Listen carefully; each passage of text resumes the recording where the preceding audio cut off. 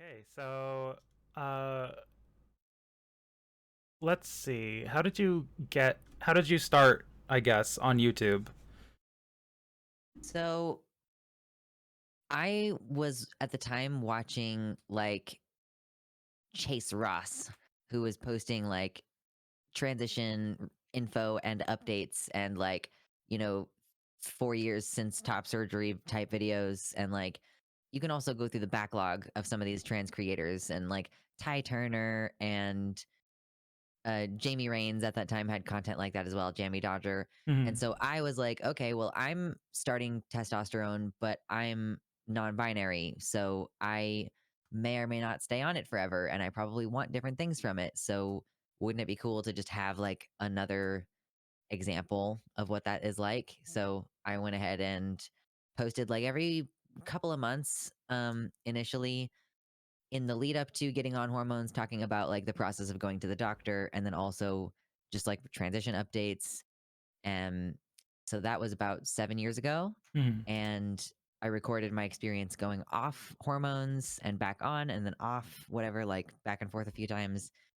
My thoughts about surgery and stuff. And then gradually it's been more and more political content.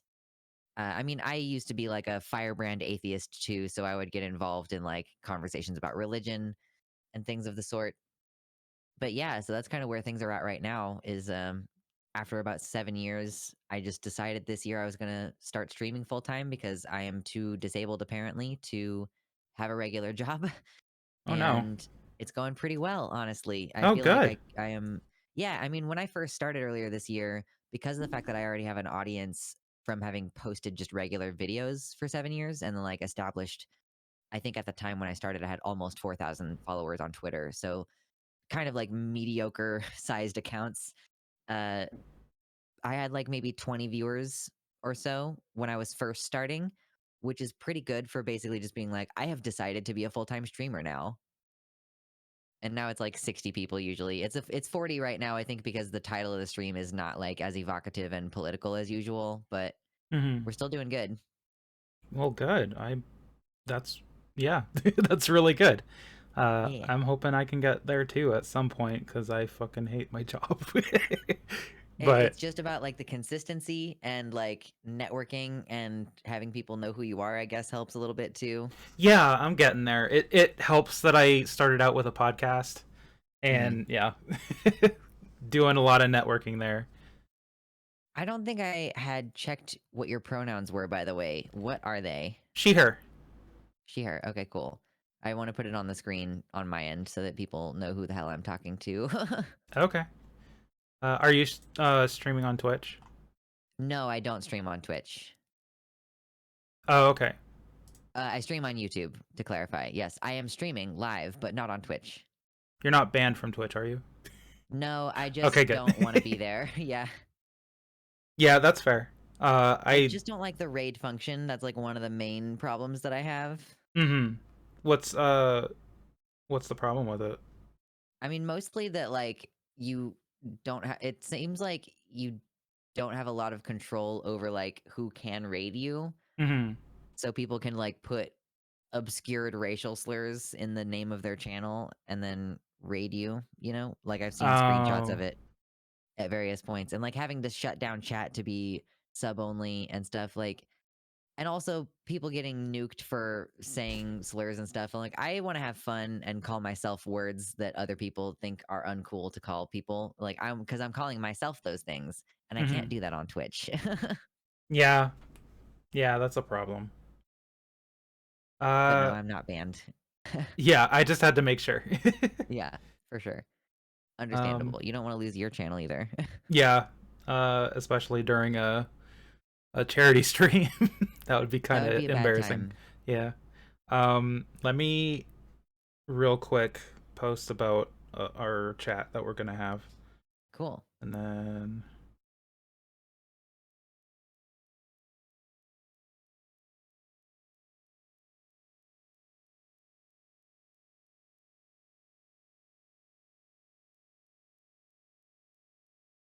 uh, shoot.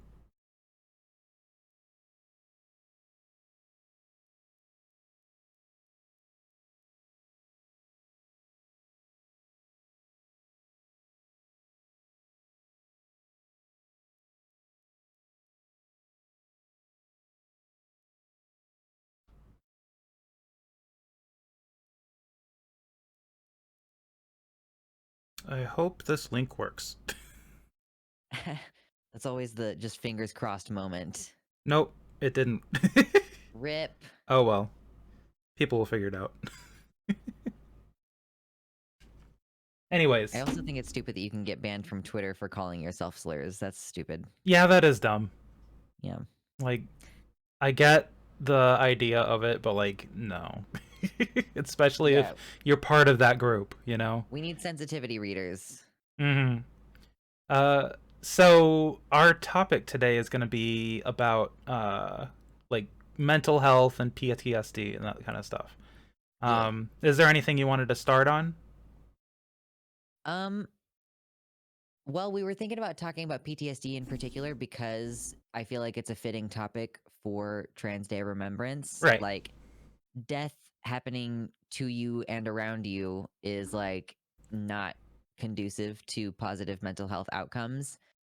And so I kind of thought that we could talk about it within the context of growing up queer and being trans in the US right now, and like how to identify PTSD, what kind of experiences can lead to it, um, and most importantly, like how it can be treated. Because I think that a lot of people within our community would benefit from knowing that you can like literally cure PTSD if you just commit yourself to like 3 months of kind of hard therapy. Um, because I think it would benefit people to first of all be able to recognize when their behavior and actions are coming from a place of trauma, and then be able to feel empowered to take control over that, because it will help you with your stability in your jobs, it will help you in your interpersonal relationships, and it will help you just internally feel like you're not melting all the time.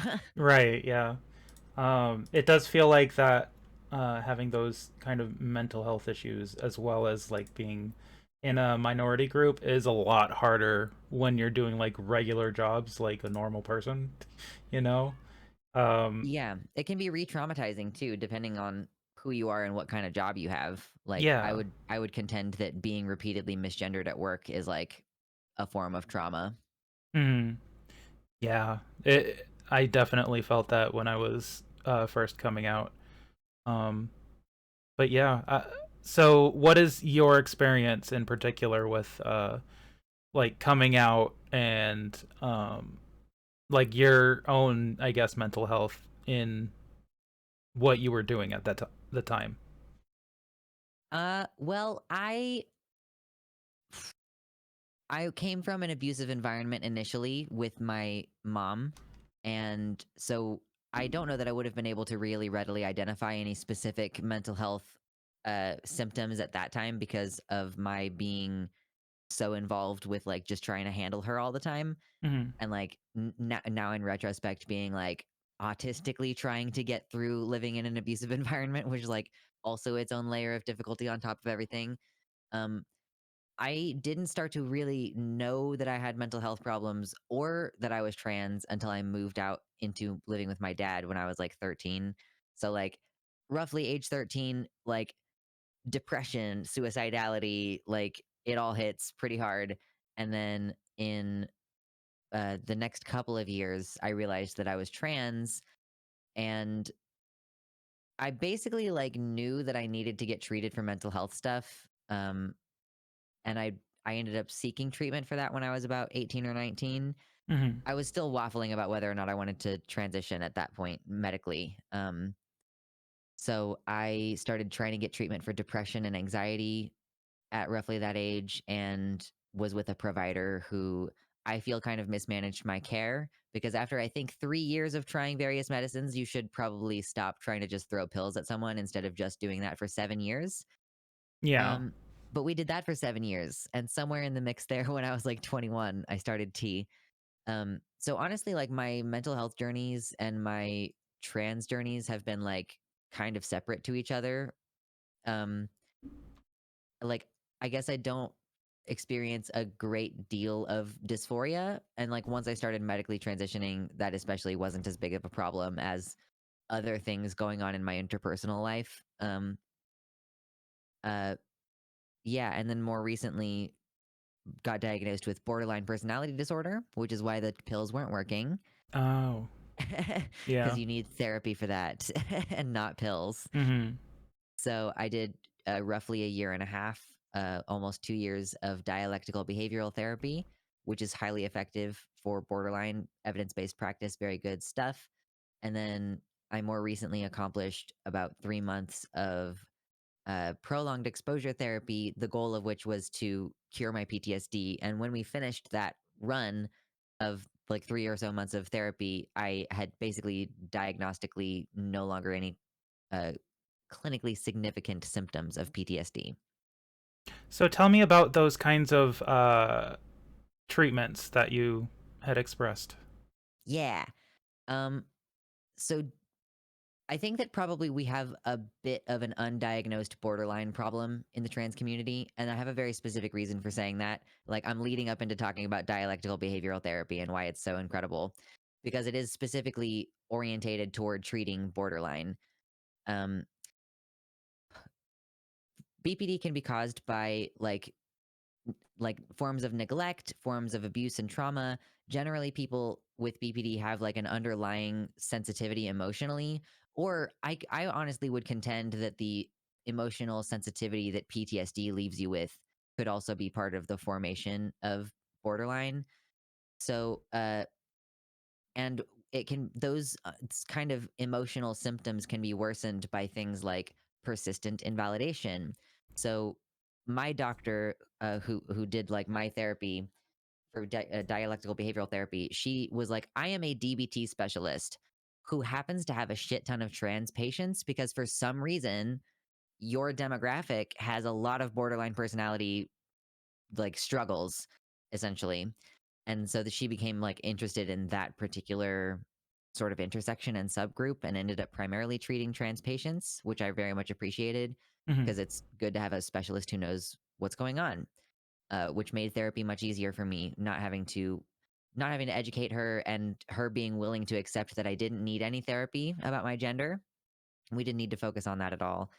So, yeah, it is probably likely that there are a lot of people with borderline who are not sure about it, and we can have like a separate conversation about that. Probably, the DBT is a skills based therapy to help you address behavioral problems because all of the diagnostic criteria for BPD are it's like a pattern of unstable relationships, like predicated on this other underlying thing, but like primarily like it's about the unstable relationships or about the inappropriate expressions of anger, like the outbursts or whatever. Those tend to be the symptoms you're trying to get in under control. So because fundamentally it's a problem with emotional dysregulation, you just have to work on being able to recognize your emotions and then be able to analyze whether those things whether those emotions are like fitting the facts of the situation as you're experiencing it. And then you can work from there to decide, okay, how am I going to actually approach this situation or emotion? And yeah, DBT has multiple different subsections, and you kind of, it's like going to class once a week when you're in DBT. Once a week, you go to group therapy for like an hour and a half, and you see your individual therapist separately, like once a week or every couple weeks or whatever, and you're essentially learning the modules for how to do interpersonal effectiveness, how to regulate your emotions, how to do mindfulness, because that's a shockingly, it literally shrinks your amygdala if you do mindfulness on a regular basis, which is pretty interesting. Mhm. So that's kind of the broad overview of DBT. Okay. Uh so how do these sessions work? Uh, so for DBT, uh, it was kind of like just sort of normal talk therapy, except that the the point is to use the skills that you learned in the group therapy session. Mhm. So my therapist would be like, okay, so you're having this conflict with your partner or whatever. Here's how we can use something from the interpersonal section to maybe make a plan for how exactly you need to deliver this thing, this request or whatever you're trying to communicate. Um, and then yeah, in the group therapy, it would be, and I was also very thankful to be in a trans only DBT group. Like there Yeah. happened to be a lot of trans people at my clinic, and so we had enough people to throw together our own trans only group, which made the conversations like uh much more interesting, and we could also discuss things that are very particular to our community.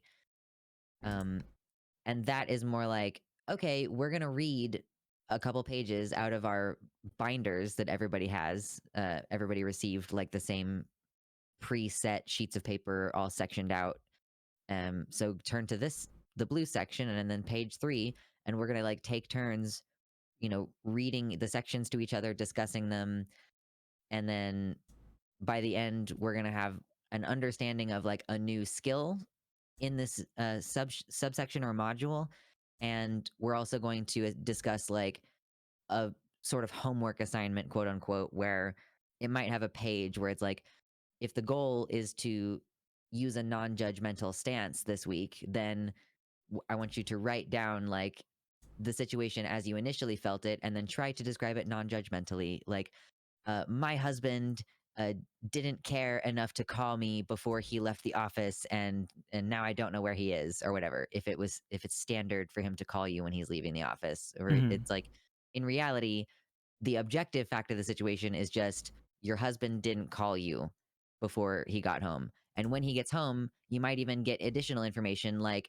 his phone died before he left the office, and then he got stuck in traffic. So you like being able to see things objectively as they are is the goal this week, right? And so you just do that every week basically as though it's a class, and gradually you learn the skills and apply them enough in your real life to start to experience actual change in your ability to control and direct your behavior and your emotions. Yeah. So that's fun. Prolonged exposure therapy, though, that's where it's at, Yeah, because that's that's what the I want to. PTSD one. Yeah. That's the other one I want to hear about because you were talking up a storm about that. Yeah. I mean, like, it's my new favorite thing to talk about. Uh, so prolonged exposure therapy is basically your PTSD is caused by like some kind of emotional injury. Um, if you were like fat phobia, for example, like if you were constantly being told like, oh, you don't need to eat that last bit, or like being called thunder thighs or something, like those injuries accumulate to a point where like you start having a different relationship with food. Like, so trauma is emotional injury that results in a difference in how you view and think about the world. So it could come from a number of different places. It could be something life threatening, or it could just be uh you like your dog died in the hurricane or something. Like it could be from a number of different sources, some of them seeming more minute. Like you could also have trauma from harassment campaigns on the internet because they changed the way that you think and view the world. Some of my friends have talked about becoming nervous about being on their college campuses because there are a lot of queer people there, and they don't know if somebody watches that creator who made content about them. Um, so the goal then of trauma therapy is to stop having those kind of reactions to the world, and prevent you from feeling like you're constantly like experiencing the trauma in working memory. Like if something horrible happened to me as a child, if I think about it as an adult with the trauma aspect, uh, then my brain doesn't really understand the difference between something happening right now in my actual immediate safety versus like something that happened 20 years ago, because the trauma memory just kind of exists in what you can think of as like your working memory, like the part of your brain that's actively simulating the world at present. And the purpose of trauma therapy is to work the memory down into just normal regular the normal desk files that you've got going on. um and the way that you do that is by two primary methods. One is called EMDR. I'm going to actually look up what it stands for because I can never remember. This Okay. is not the therapy that I did. It's called eye movement desensitization and reprocessing. So you kind of do a very similar thing to when you're in prolonged exposure therapy, but you also incorporate certain eye movements, which for some reason there's like a feedback loop between what's happening physically with you moving the muscles in your eyes and the other aspect of talking through the trauma. Hmm. I don't know exactly why it works. I don't think anybody knows why it works, as a matter of fact, but it does for some reason. So that's something that to look into. I ended up going with prolonged exposure because my provider was more experienced at it, and prolonged exposure is basically you sit down and you select. Uh, Basically, in order to ease into it, the getting to know your therapist and getting ready for this part, you're going to establish a range of like they'll call it like subjective units of distress.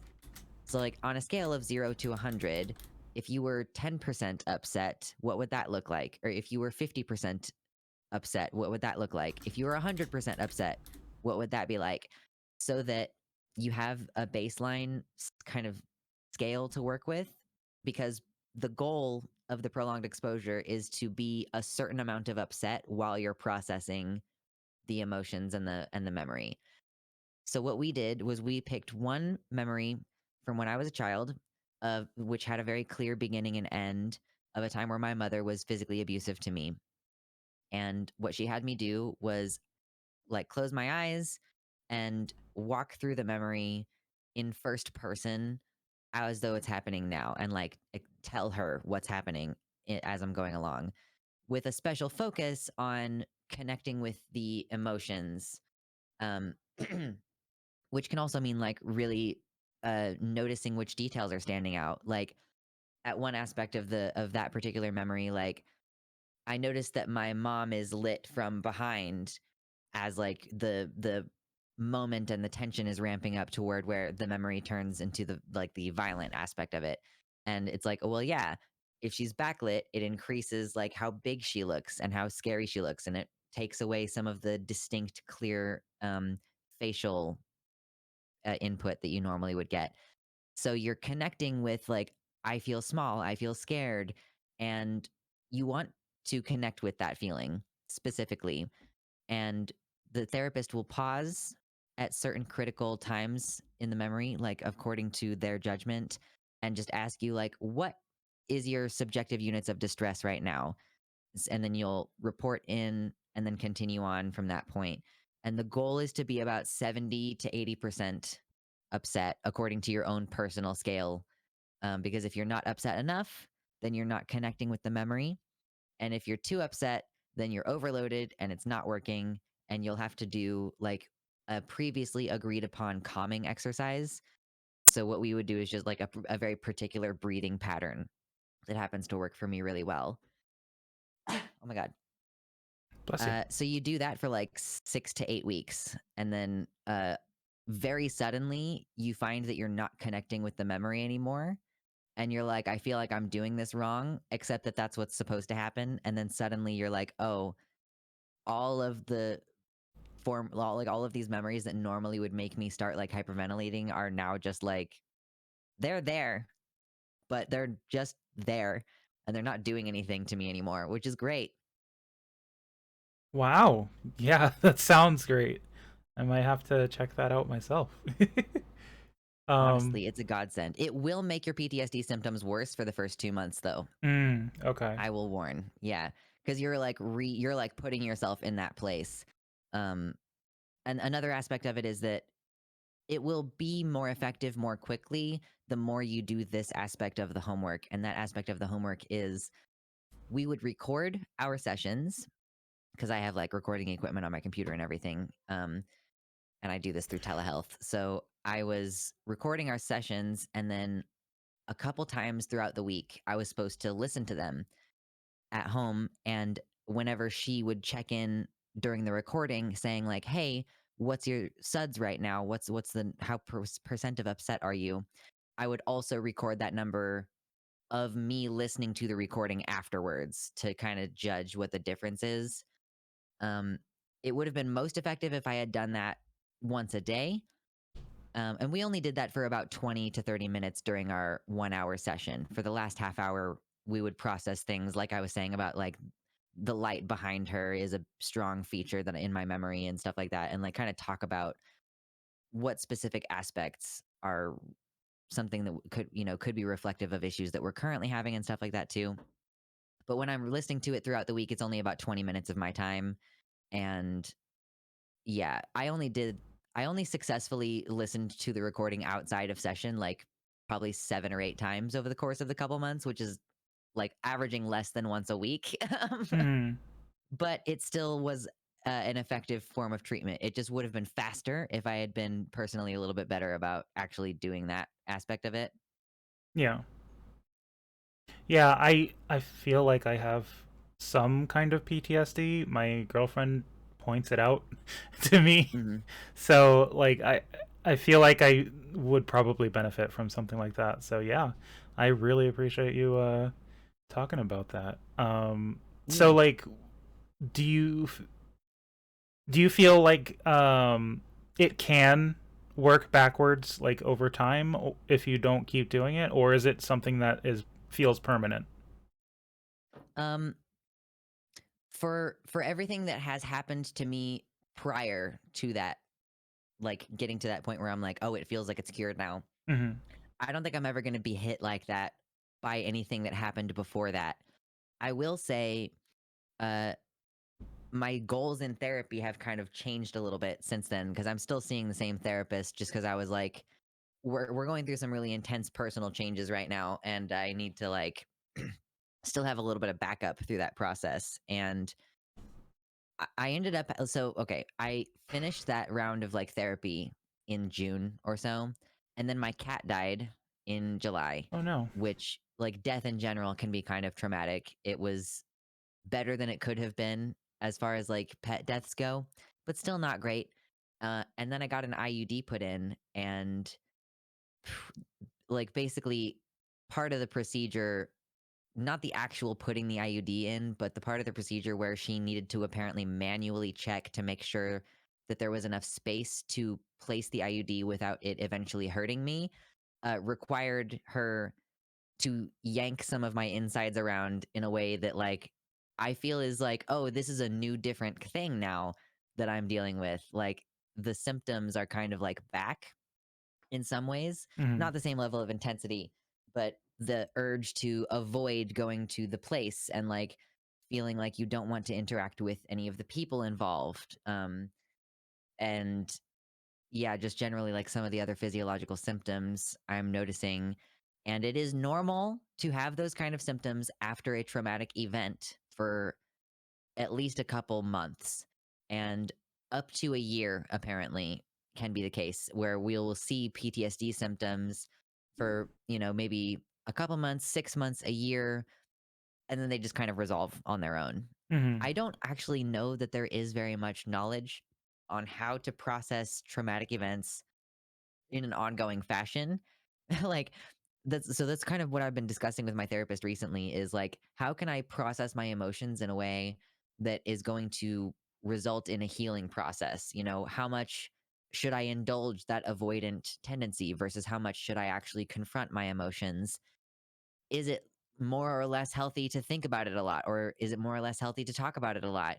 This part we don't have a lot of evidence for. And so for me, it's kind of like, well, yeah, I am like really upset about these things in a way that feels like trauma. My cat thing is a little bit better now. I mean, like obviously I miss him, but it Yeah. doesn't. Yeah, and particularly like I went into shock for multiple hours, uh, the night that I got the IUD put in, and then I did not have anyone to reach out to for like emotional support during it. So like frankly, that's kind of the part that is harder for me. Is like not only did this physically traumatic thing happen to me, but I had to deal with it completely alone. So I know that that's something that I'm going to need to process and be more willing to reach out in the future type of thing. Like I Mhm. know that I'm like kind of fucked up by it and just trying to figure it out right now. Yeah, I feel like those kinds of situations do like when you go through something traumatic, sometimes a previous trauma can pop up in the middle of it cuz like similar those similar situations and feelings kind of like coincide with each other and make each other like intensify. Mm-hmm. So yeah, I feel that way sometimes. So um yeah, let's see.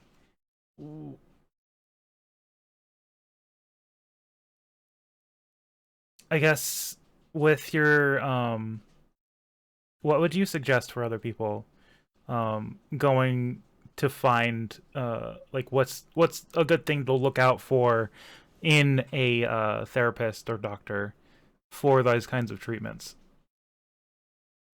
Um, I personally feel if you're going to go in for prolonged exposure treatment, I personally felt like it was important for me to have that relationship be a bit more business-like. Um, Partially because my relationship with my DBT therapist was, I think she kind of cared about my well-being in a way that made it hard for her to push me to do the things that I needed to do to succeed and get better. And like I don't just make that up out of thin air. Like it's something that she spoke with me about, was like she is aware of that weakness of hers as a therapist, that if she, she's like, "Oh, this client of mine is really sweet and I don't want to put them in a difficult situation or whatever." She knows that she might not push them hard enough. So I was like, my relationship with my prolonged exposure person needs to be more utilitarian.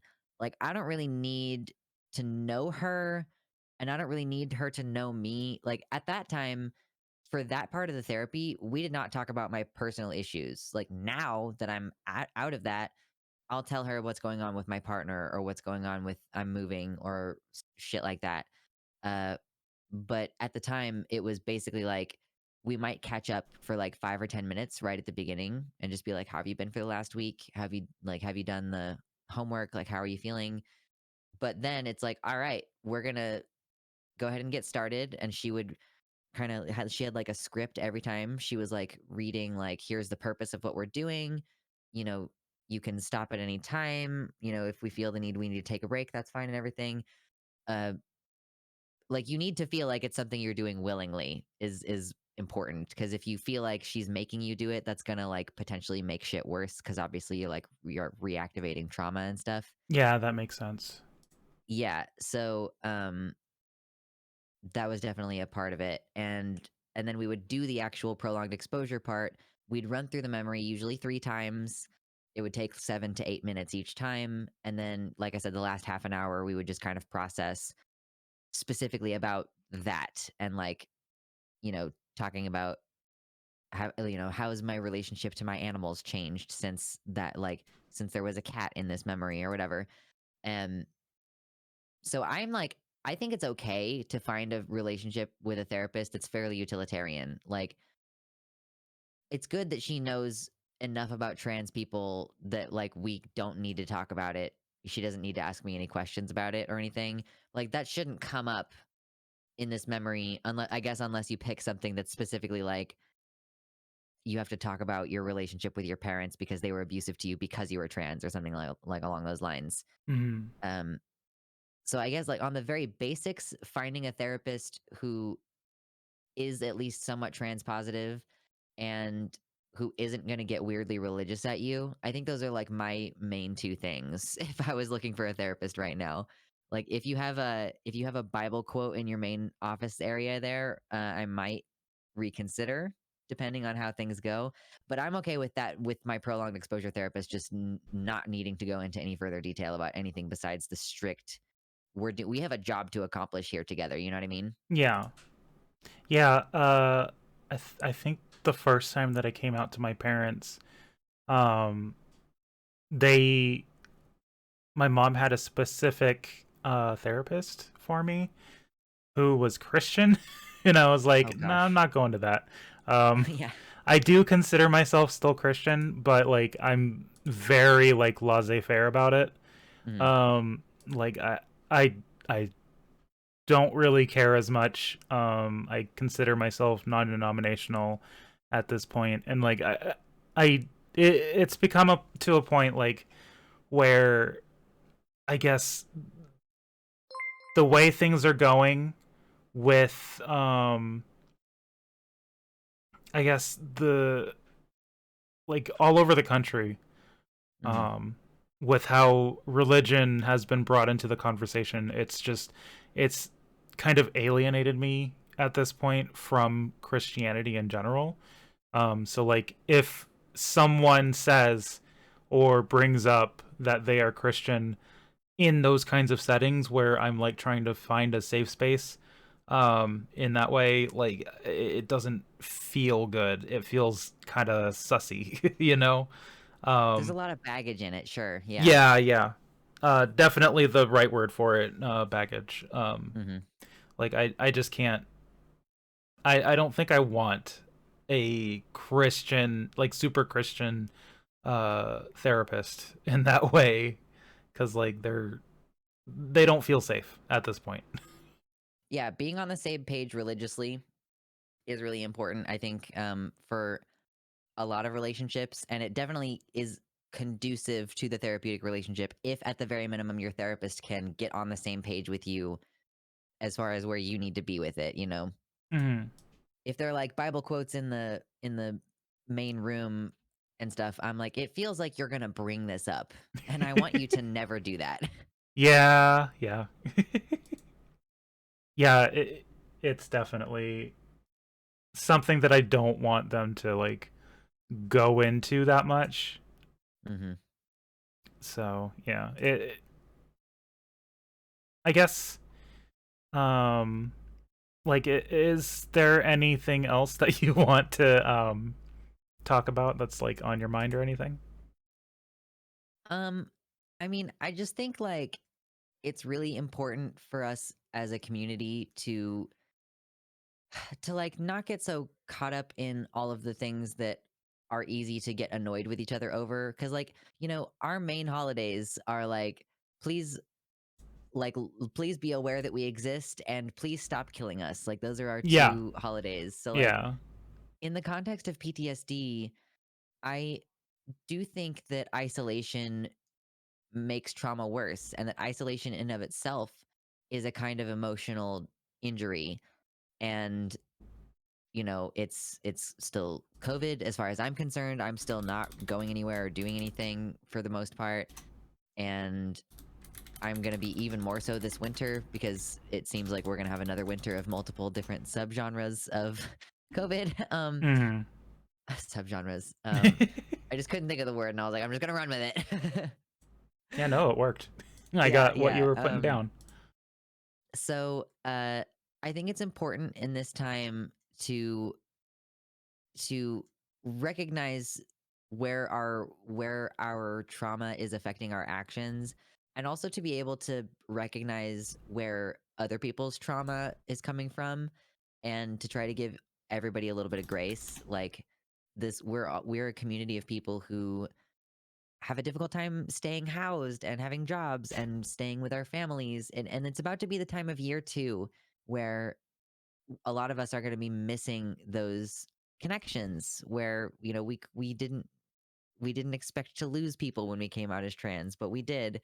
So I know for myself, like, I am going to be, for Thanksgiving at least, like I'm planning on doing like my own Thanksgiving thing at home, Hmm. with just me and my partner, because, you know, even that is like a good relationship to cultivate if you just have your one person. But in also seeing friends and stuff, like I want everybody to know throughout this winter that you should, as best you can safely, take the time to, you know, at least you're doing Skype calls or something. You got to get on the Zoom with your hot cocoa and your cozy fuzzy robe, and like get to know people better, and stop doing this like Twitter level sniping of shit. Do you think maybe the queer community is going to get better if Twitter dies?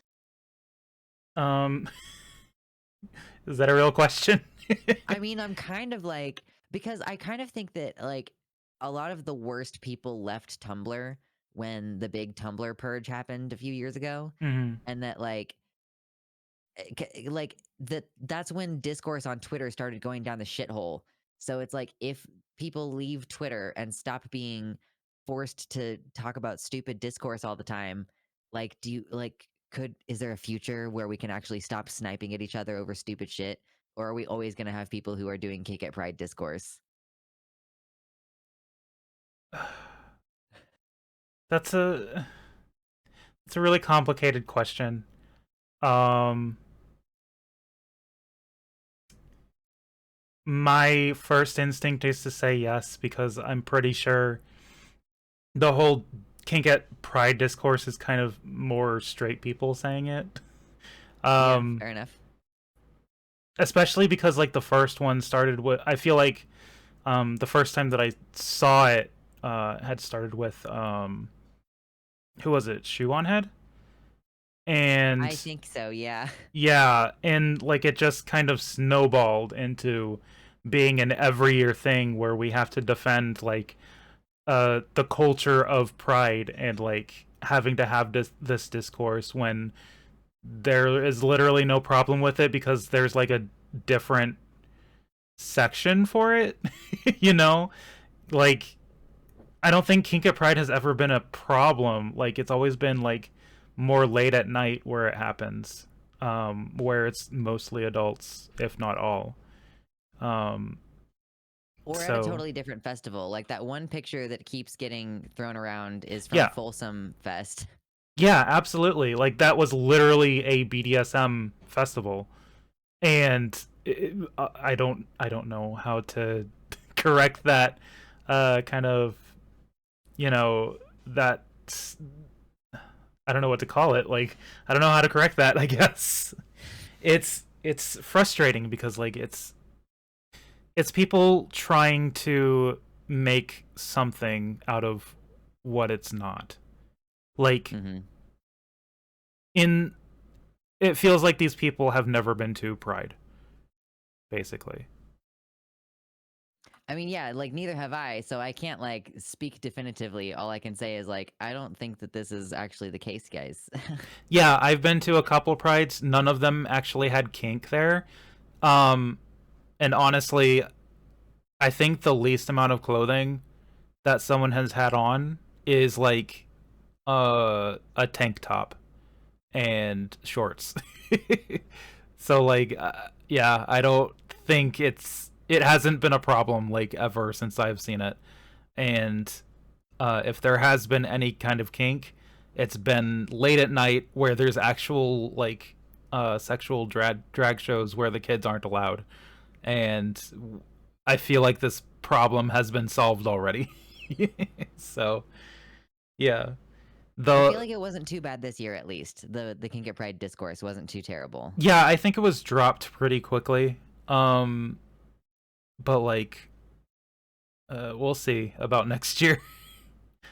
The um countdown, yeah, we'll see. The midterms didn't go super sour, so if it's probably going to turn out that there's like a little bit less anti-trans news, which means the rabid infighting always increases. oh, did you see about the LGBT law that passed? Or I guess it's going back to the House, I think. I'm not completely sure, but Are they working on gay marriage? yes. It's not Yeah, I've been hearing. exactly putting it into law. It's more just like making it to where every state has to um recognize everyone's marriage, like no matter if they're the no matter what the laws say in that state. So, like from other states, they have to recognize it, which is Wait, that's already the law. Do you remember the no. Defense of Marriage Act? Did that pass? So, okay, so Bill Clinton installed the Defense of Marriage Act, and what that was, so the federal law already is you have to respect the laws that are made in another state. Like, for example, if you have a driver's license, like if I live in Kansas, but Missouri isn't too far away. So if I want to go drive to somewhere in Missouri and visit some of my, I don't know, my friends or family out there, uh, and if I get pulled over in Missouri and I show him my driver's license from Kansas, he has to respect that I have a legal driver's license from Kansas, even though the state of Missouri might have different driving laws. And maybe like I didn't pass the Missouri driving test, but you're required to respect laws established in other states. The Defense of Marriage Act in the 90s was a law creating an exception to that rule, which said, like, okay, if some states want to make gay marriage legal, that's fine. But if you move to a state where gay marriage isn't legal, they're not required to, uh, to like honor the fact that you're married in whatever legal situation where that may come up and matter. So that got repealed, like Oh. when was it? Like 10, 12 years ago? I don't remember. Somebody in the chat will have to tell me. Um, so it's like technically that already is the law of the land. Like everybody is supposed to respect marriages from other states. Is this real? I haven't looked into the new law. Like I I haven't read about it yet because I was like, it's not going to pass. I don't care. I'm looking at it. The Defense of Marriage Act amends the federal judicial code to provide that no state, territory, or possession of the United States or Indian tribe shall be required to give effect to any marriage between persons of the same sex under the laws of any or other sorry such jurisdiction or to any right to claim arising from such. And I think that got repealed in like 2012 or so, about 10 years ago. But like, yeah, if the new law is one that's just establishing a requirement to acknowledge marriages across state lines, then that's silly because that's already the law. Well, the way this read, it seems like it's not saying what you think it says. Like it looks like it's saying that they don't have to recognize anyone's marriage. Yes, but it was repealed in 2012. Oh, I Yeah. completely misunderstood what you were saying. No, that's cool. Yeah. So I'm just saying, like, the law before Defense of Marriage Act passed in the first place Mm-hmm. was everybody has to respect everybody's laws. And then they made it to where you don't have to respect marriage in another state. So, yeah, I just haven't checked into what this new law says, if it's actually going to codify gay marriage on the federal stage, or if it's just going to be some like pissy little, we're going to technically say, oh, you have to acknowledge marriages, even though that is already the law, you know? Well, it's not necessarily the law. I think if they have an individual law in a state, then they have to like oh, what the fuck am I trying to say?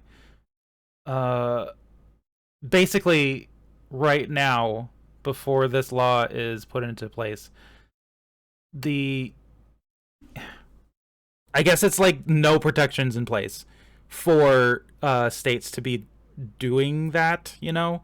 Yeah. Um and this law is making it to where they have to like respect people's marriages in their states.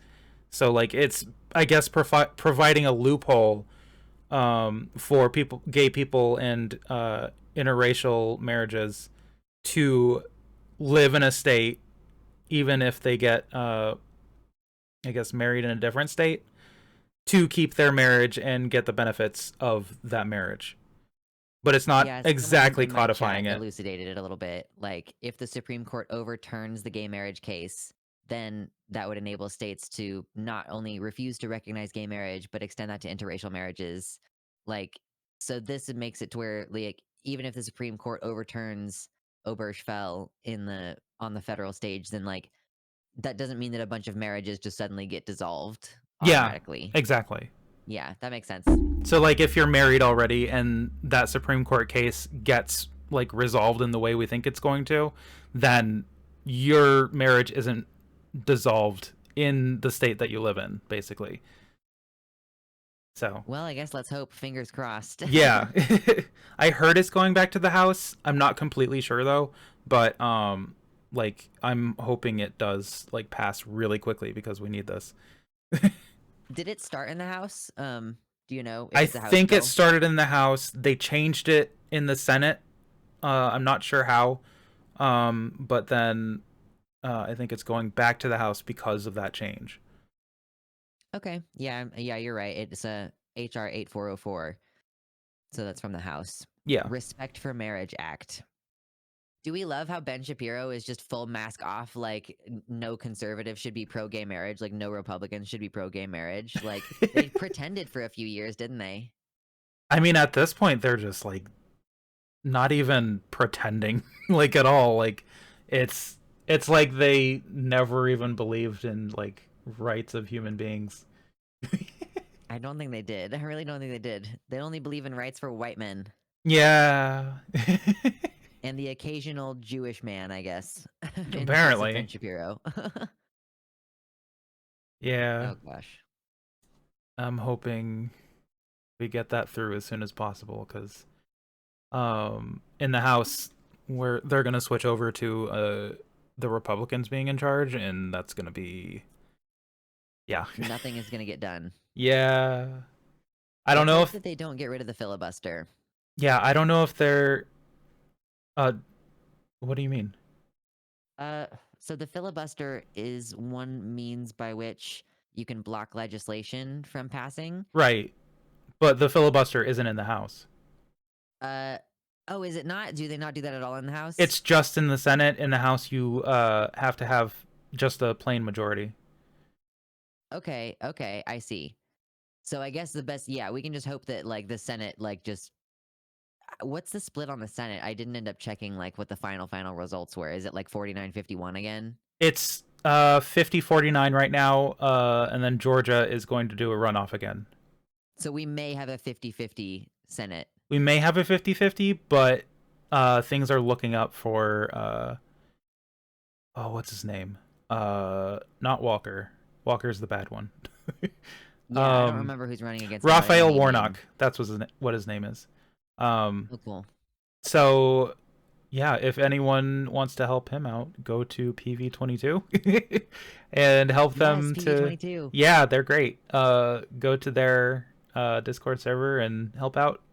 They have a website and all that. So yeah, you can So we do. might have a Senate win, and if like I mean like nothing's gonna get done either way. I think even if we have the one additional seat in the Senate, I don't know that we're gonna get anything passed this next 2 years Mhm. on either side. Like either way, Yeah. at least we can hope that we don't allow the Republicans to pass anything because if they get their way, they're gonna pass like national "Don't Say Gay" bill. Yeah, that's a problem. Got the veto. We got the president's veto as well. There's that.